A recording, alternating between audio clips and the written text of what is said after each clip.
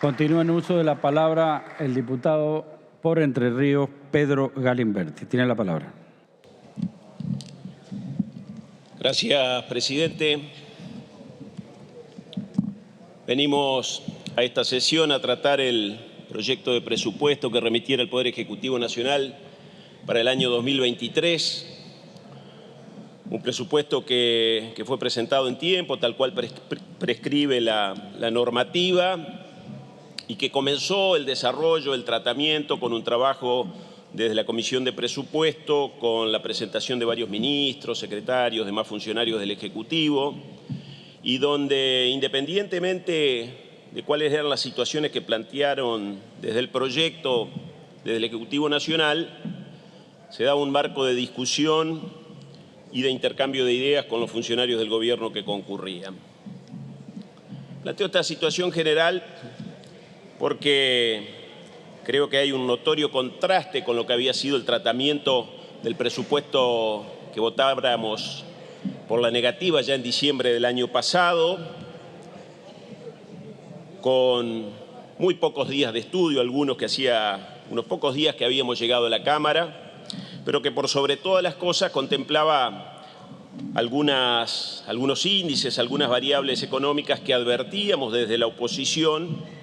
que eran absolutamente desfasados con la realidad por la que atravesábamos y lo que se veía que podía venir. El presupuesto, en definitiva, es eso, es un proyecto donde, por un lado, vemos cuáles van a ser los ingresos del Estado, sus recursos, y por otro lado, cuál es la afectación que le vamos a dar o el gasto que le vamos a dar a esos recursos. Por eso,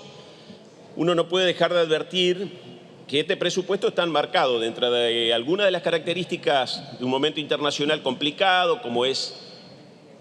una de las guerras que atraviesa hoy al mundo, con la invasión rusa a Ucrania y las consecuencias que ello tiene, pero también con algunas cuestiones que son propias de nuestra política interna, algunas que han tenido que ver con la emergencia sanitaria, pero sobre todo con el manejo que se ha dado de la pandemia,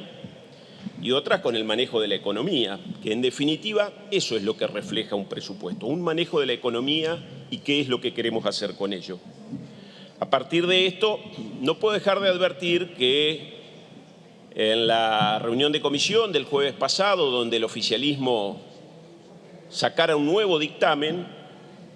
esa mejora que habíamos tenido en términos institucionales en la discusión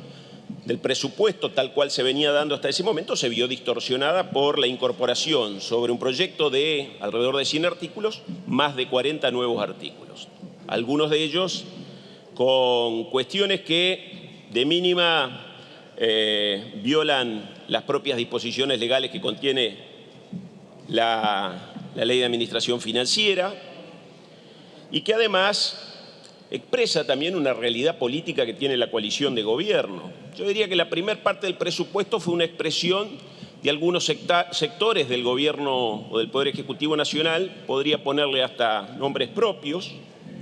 y advierto que en la incorporación de estos últimos 40 artículos, lo que nosotros encontramos es sugerencias de sectores de poder, sectores del gobierno que no tenían que ver con esa primera presentación del presupuesto. Y es allí que aparece, por ejemplo, la incorporación de este artículo 100, vinculado a la intención de eliminar, no solo para jueces, sino también